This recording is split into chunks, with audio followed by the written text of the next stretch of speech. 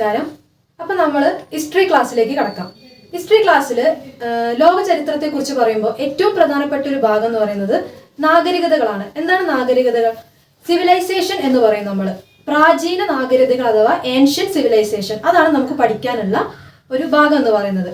അപ്പോൾ ഏതൊക്കെയാണ് നമ്മുടെ പ്രാചീന നാഗരികത അല്ലെങ്കിൽ ഏൻഷ്യൻ സിവിലൈസേഷൻ എന്ന് പറയുന്നത്? ഈജിപ്ഷ്യൻ സിവിലൈസേഷൻ ഉണ്ട്, അതുപോലെ തന്നെ മെസപ്പൊട്ടാമിയൻ സിവിലൈസേഷൻ ഉണ്ട്, നമ്മുടെ ഇൻഡസ് വാലി സിവിലൈസേഷൻ ഉണ്ട്, നമ്മുടെ ഇന്ത്യയുടെ സംസ്കാരമായിട്ടുള്ള ഇൻഡസ് വാലി സിവിലൈസേഷൻ ഉണ്ട്. പിന്നെ അതിൻ്റെ കൂടാതെ തന്നെ കുറച്ച് കാലഘട്ടം കഴിഞ്ഞിട്ടുള്ളതായാലും റോമൻ നാഗരികത തുടങ്ങിയ ഒരുപാട് നാഗരികതകൾ ഈ ഒരു ഇതിൽ നമുക്ക് പഠിക്കാനുണ്ട്. അപ്പോൾ ഏൻഷ്യൻ സിവിലൈസേഷൻ നമ്മൾ പറഞ്ഞു സിവിലൈസേഷൻ അഥവാ നാഗരികത. എന്താണ് നാഗരികത എന്നുള്ളത് ഉദ്ദേശിക്കുന്നത്? നമ്മുടെ ഒരു സിവിലൈസ്ഡ് സൊസൈറ്റി ആവുക. സിവിലൈസേഷൻ ആ വേർഡിൽ തന്നെ ഉണ്ടല്ലേ, സിവിലൈസേഷൻ. ഒരു സിവിലൈസ്ഡ് സൊസൈറ്റി, കുറച്ചും കൂടെ സാമൂഹികമായിട്ട് ഉയർന്നു ചിന്തിക്കുന്ന അല്ലെങ്കിൽ കുറച്ചും കൂടി അഡ്വാൻസ്ഡ് ആയിട്ട്, ഇപ്പോൾ നമ്മൾ പറയുമ്പോൾ ടെക്നോളജി ആയിരിക്കാം, അല്ലെങ്കിൽ മറ്റു പല കാര്യങ്ങളിലും ഒരു ഗവൺമെന്റ് ഫോം ആയിരിക്കാം. അങ്ങനെ ഒരുപാട് കാര്യങ്ങളിൽ സാധാരണ ഉള്ളതിനേക്കാളും കുറച്ചും കൂടി മികച്ച രീതിയിലേക്ക് മാറുന്ന ഒരു കാലഘട്ടത്തിനെയാണ് നമ്മൾ സിവിലൈസേഷൻ, അതായത് സിവിലൈസ്ഡ് ആയിട്ടുള്ള സൊസൈറ്റി, നാഗരികതകൾ എന്ന് പറയാം.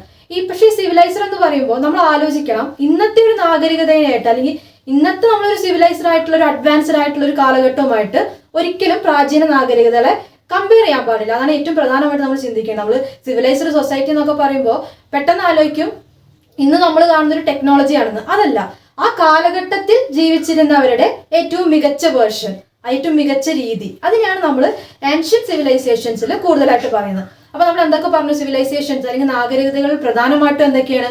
അവിടെ ഒരു ഫോം ഓഫ് ഗവൺമെന്റ് ഉണ്ടായിരിക്കും.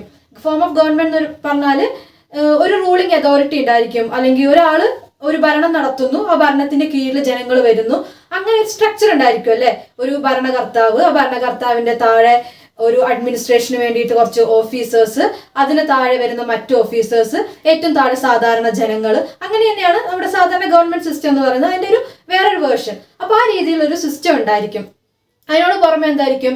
അവിടെ നമുക്കൊരു എക്കണോമി ഉണ്ടായിരിക്കും അല്ലെ, ഒരു സാമ്പത്തിക വ്യവസ്ഥ ഉണ്ടായിരിക്കും. ആ സാമ്പത്തിക വ്യവസ്ഥയെ അടിസ്ഥാനപ്പെടുത്തിയിട്ടുള്ള ഒരു സാമൂഹിക സ്ഥിതിയും ഉണ്ടായിരിക്കും. അപ്പൊ ഇതൊക്കെ ഈ നാഗരികതകളുടെ ഒരു പ്രത്യേകതയാണ്.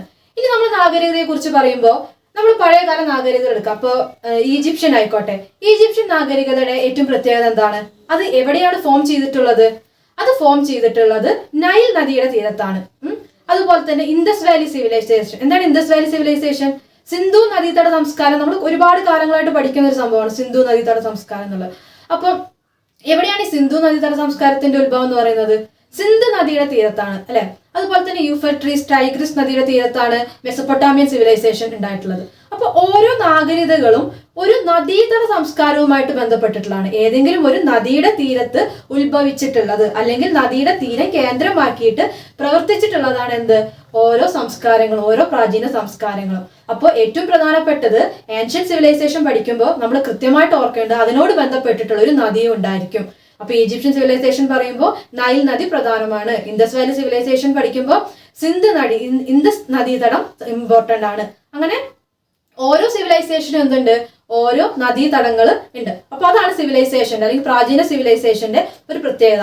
ഇനി എന്തുകൊണ്ടാണ് ഇങ്ങനെ നദീതടങ്ങളിലേക്ക് വരുന്നത്? അതൊക്കെ നമുക്ക് വരുന്ന ഭാഗങ്ങളിൽ പറഞ്ഞു പോവാം. അപ്പൊ ഇതാണ് സിവിലൈസേഷൻ എന്നുള്ളത് കൊണ്ട് നമുക്ക് ബേസിക്കലി പഠിക്കാനുള്ള ഒന്നാമത്തെ കാര്യം. ഇതാണ് സിവിലൈസേഷൻ. ഇനി നമുക്ക് നമ്മുടെ ഏൻഷ്യൻ സിവിലൈസേഷൻ എന്ന ഭാഗത്തിലേക്ക് വരുമ്പോൾ അതിൽ പ്രധാനമായിട്ടും നമുക്ക് ആദ്യം പഠിക്കാനുള്ളത് ഈജിപ്ഷ്യൻ നാഗരികതയെ പറ്റിയിട്ടാണ്.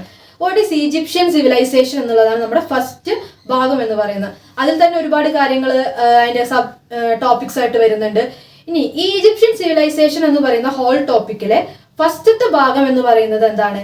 റിവർ സിസ്റ്റം ആൻഡ് ജിയോഗ്രഫി എന്നുള്ളതാണ്. നമ്മുടെ യൂണിറ്റ് 1 എന്ന് പറയുന്നത് river system and geography. River system എന്ന് പറഞ്ഞാൽ നമ്മൾ കുറച്ച് നേരത്തെ പറഞ്ഞു നിർത്തുക തന്നെ, ഒരു നദിയുമായി ബന്ധപ്പെട്ടിട്ടുള്ളതാണ് പഠിക്കാനുള്ളതാണ്. അപ്പൊ നദിയുമായി ബന്ധപ്പെട്ടുള്ള ഒരു ജിയോഗ്രഫി ഉണ്ടായിരിക്കും.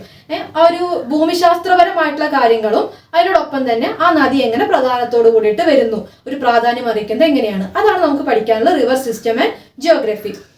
അപ്പൊ നമ്മൾ നേരത്തെ എന്താ പറഞ്ഞു നിർത്തിയത്? ഈജിപ്ഷ്യൻ സംസ്കാരത്തിന്റെ ഒരു ചെറിയൊരു ഭാഗം പറഞ്ഞപ്പോൾ പറഞ്ഞു ഈജിപ്ഷ്യൻ സംസ്കാരം ഏത് നദിയുമായിട്ട് ബന്ധപ്പെട്ടിട്ടുള്ളതാണ്? ഏത് നദിയാണ്? നൈൽ നദിയുമായി ബന്ധപ്പെട്ടിട്ടുള്ളതാണ് ഈജിപ്ഷ്യൻ സംസ്കാരം എന്ന് പറയുന്നത്. ഒരിക്കലും മറന്നു പോകാൻ പാടില്ലാത്ത ഒരു കാര്യമാണ്, തെറ്റിപ്പോകാനും പാടില്ലാത്ത കാര്യമാണ്. ഈജിപ്ഷ്യൻ സംസ്കാരത്തിന്റെ പ്രധാനമാണ് നൈൽ നദി. ഇനി നൈൽ നദിയെ കുറിച്ച് പറയുമ്പോൾ നൈൽ നദി എന്ന് പറയുന്നത് ഒരു ഇന്റർനാഷണൽ റിവർ ആണ്. വെച്ചാൽ ലോകത്തിലെ ഒരു പ്രധാനപ്പെട്ട നദികളിൽ ഒന്നാണ് നൈൽ നദി എന്ന് പറയുന്നത്. നമുക്ക് പറയാം ലോകത്ത് ഒരുപാട് നീളം കൂടിയ വലിയ നദികളുണ്ട് അല്ലെ. ആ വലിയ നദികളിൽ one of the longest reverse ആണ് നൈൽ നദി എന്ന് പറയുന്നത്. ഒരു നീളം കൂടിയ നദികളിൽ പ്രധാനപ്പെട്ട നദി. 11 രാജ്യങ്ങളിലൂടെ ഒഴുകുന്ന ഒരു നദിയാണ് നൈൽ നദി എന്ന് പറയുന്നത്. ഈജിപ്തിലൂടെ മാത്രമല്ല 11 മറ്റ് രാജ്യങ്ങളിലും കൂടെ ഇത് ഒഴുകുന്നുണ്ട്. സുഡാൻ, കൊങ്കൺ, കെനിയ തുടങ്ങിയിട്ടുള്ള ഒരുപാട് സ്ഥലങ്ങളിലൂടെയും അതായത് ആഫ്രിക്കയുടെ പല ഭാഗങ്ങളിലൂടെയും ഈ നദി ഒഴുകുന്നുണ്ട്. 6600 കിലോമീറ്റർ 6600 കിലോമീറ്റേഴ്സ് ഒഴുകുന്ന ഒരു one of the longest river ആണ് ഏത് നൈൽ നദി എന്ന് പറയുന്നത്. അതിന്റെ ഒരു ഭാഗമാണ് ഈജിപ്തിലൂടെ നമുക്ക് കാണാൻ സാധിക്കുന്നത്. ഇനി നമുക്കറിയാം അല്ലെ, ഒരു നദി ഒരു സ്ഥലത്തുനിന്ന് ഉത്ഭവിച്ചു കഴിഞ്ഞിട്ട് അത് ഓരോ രാജ്യങ്ങളിലേക്ക് കടക്കുമ്പോൾ അല്ലെങ്കിൽ ഓരോ പ്രദേശങ്ങളിലേക്ക് കടക്കുമ്പോൾ എന്തുണ്ടാവുന്നുണ്ട്, അതിന് പല പല കൈവഴികൾ ഉണ്ടാവും. നമ്മൾ ട്രിബ്യൂട്ടറീസ് എന്ന് പറയും. ഓരോരോ കൈവഴികൾ ഉണ്ടാവും. അങ്ങനെ നൈൽ നദിക്കുള്ള പ്രധാനപ്പെട്ട 3 ട്രിബ്യൂട്ടറീസ് ഉണ്ട്. Blue Nile, Atbara and white Nile. ഏതൊക്കെയാണ്?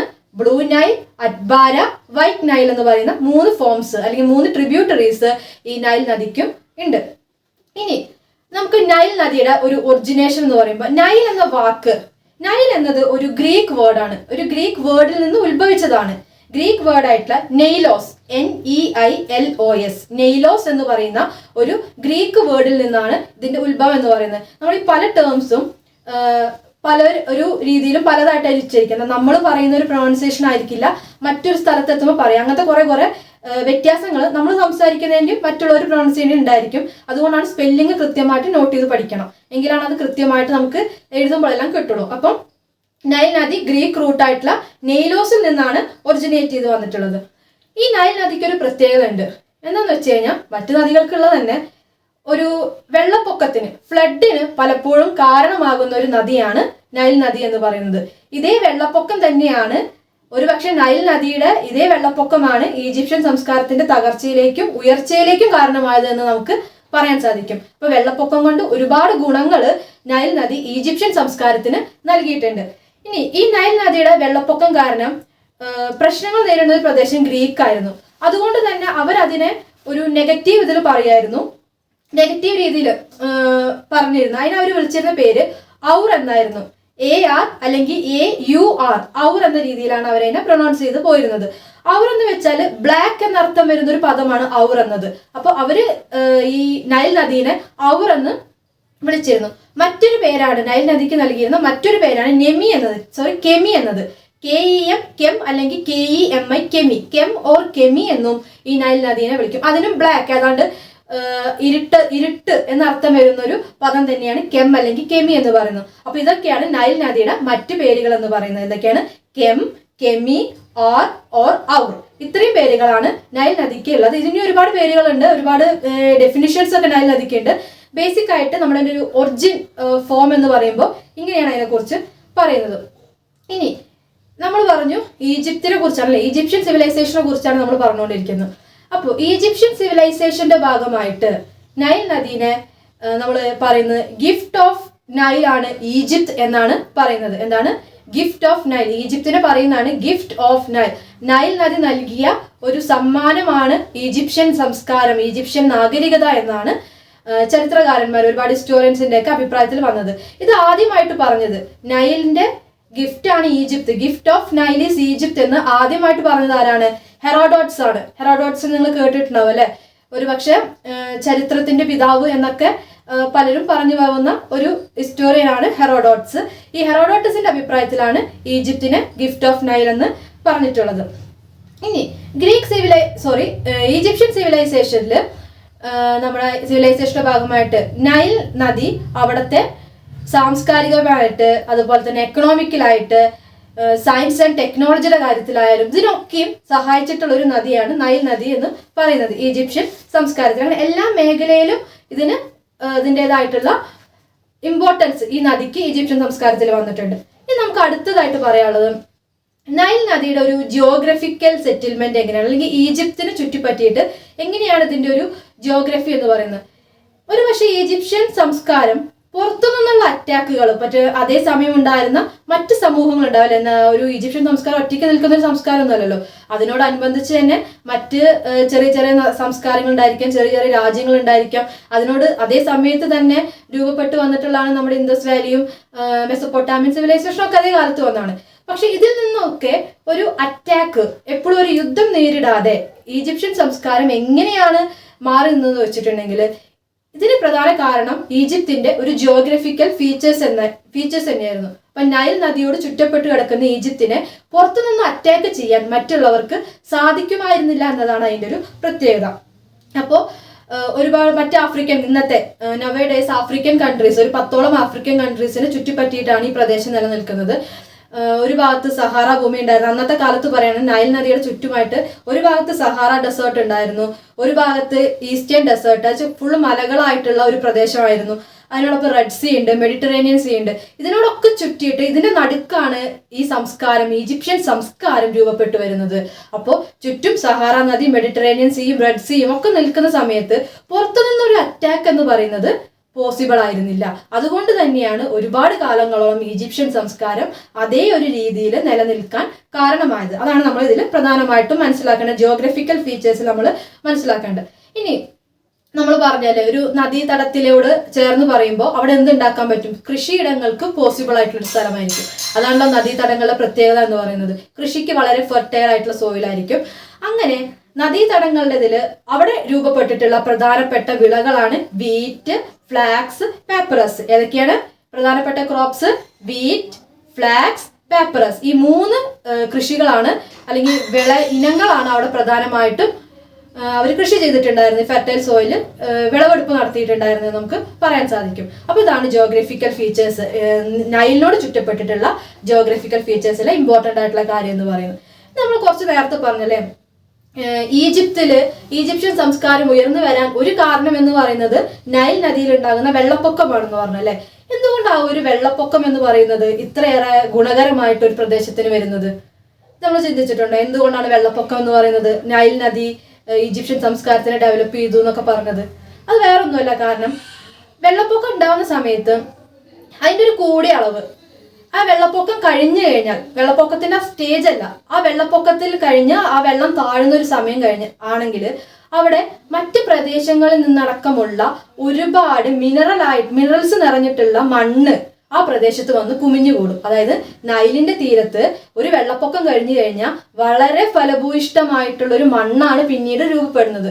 അപ്പൊ ഒരുപാട് ഫലഭൂയിഷ്ടമായിട്ടുള്ള ഒരു മണ്ണ് രൂപപ്പെടുമ്പോൾ തന്നെ എന്താണ്, അവിടെ അഗ്രികൾച്ചറിന് ഒരുപാട് സാധ്യതകളും ഉണ്ടാവുന്നു. അപ്പൊ അങ്ങനെയാണ് വെള്ളപ്പൊക്കം, ഫ്ലഡ് എന്ന് പറയുന്നത് ഈജിപ്ഷ്യൻ സംസ്കാരത്തിന് അല്ലെങ്കിൽ നൈലിന്റെ തീരത്ത് ഇത്രയേറെ എക്കണോമിക് സിസ്റ്റത്തിനെ അല്ലെങ്കിൽ അഗ്രികൾച്ചർ സിസ്റ്റത്തിനെ ഒരു സിവിലൈസേഷനെ തന്നെ ഡെവലപ്പ് ചെയ്യിക്കാൻ സാധ്യമാക്കിയത്. അതാണ് ഫ്ലഡിനെ കൊണ്ടുള്ള ഉപകാരം എന്ന് പറയുന്നത് അവിടെ. അപ്പം എന്താണ് ഫ്ലഡിനെ കൊണ്ടുള്ള ഉപകാരം എന്ന് പറഞ്ഞു കഴിഞ്ഞാൽ, ഒരു ഉയർന്ന തോതിൽ മഴ പെയ്ത് അവിടെ ഒരു വെള്ളപ്പൊക്കം ഉണ്ടാകുന്നു. ആ വെള്ളപ്പൊക്കത്തിന്റെ സമയം കഴിഞ്ഞു കഴിഞ്ഞാൽ അവിടെ എന്തുണ്ടാവുന്നു? മണല് വന്നിട്ട് കൂമ്പാരം നിറയുന്നു. വളരെ മിനറൽ റിച്ച് ആയിട്ടുള്ള മണ്ണ്, വേറെ സാധാ മണ്ണല്ല, കൃഷിക്ക് ഏറ്റവും അനുയോജ്യമായിട്ടുള്ള മണ്ണ് എന്ത് ചെയ്യുന്നു? അവിടെ വന്നിട്ട് നിറയുന്നു.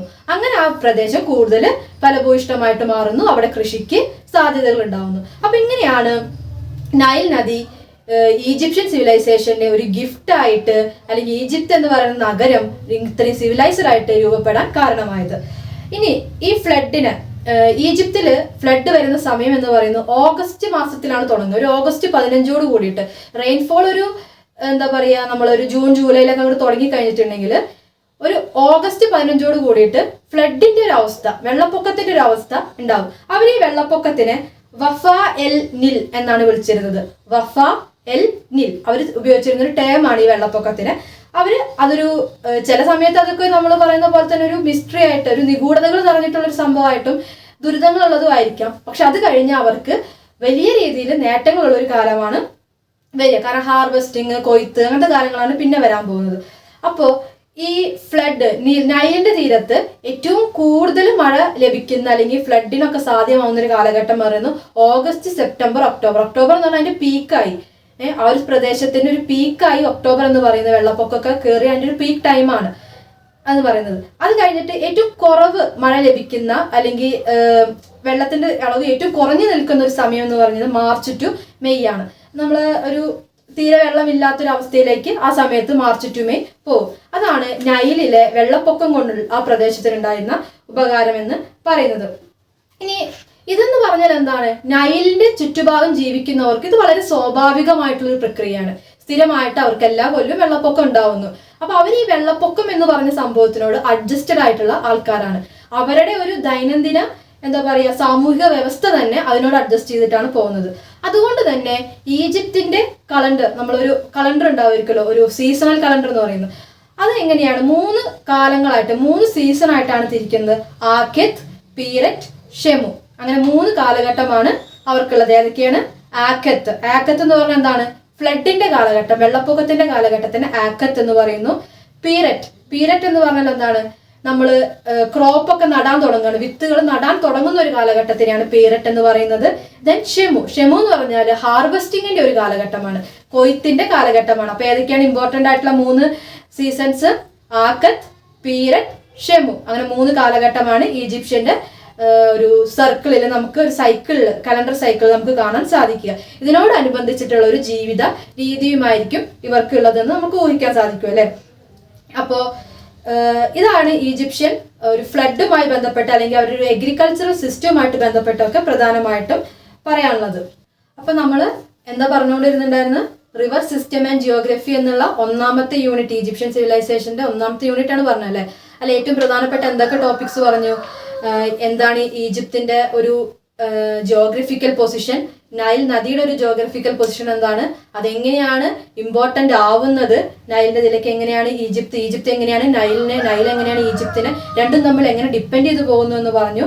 പിന്നെ അവിടുത്തെ സീസൺ എന്തൊക്കെയാന്ന് പറഞ്ഞു, പ്രധാനപ്പെട്ട ക്രോപ്സ് എന്തൊക്കെയാന്ന് പറഞ്ഞു, ഫ്ലഡ് എങ്ങനെയാണ് ഒരു പ്രദേശത്തിനെ റിച്ച് ഇൻ ഫെർട്ടൈൽ ആക്കുന്നത്, ഒരു ഫെർട്ടിലിറ്റി സോയിൽ എങ്ങനെ ഡെവലപ്പ് ചെയ്തെടുക്കുന്നു എന്ന് പറഞ്ഞു, അവിടെ എന്തുകൊണ്ട് അങ്ങനെ ഒരു സംസ്കാരം ഉത്ഭവിച്ചു വരുന്നു എന്ന് പറഞ്ഞു.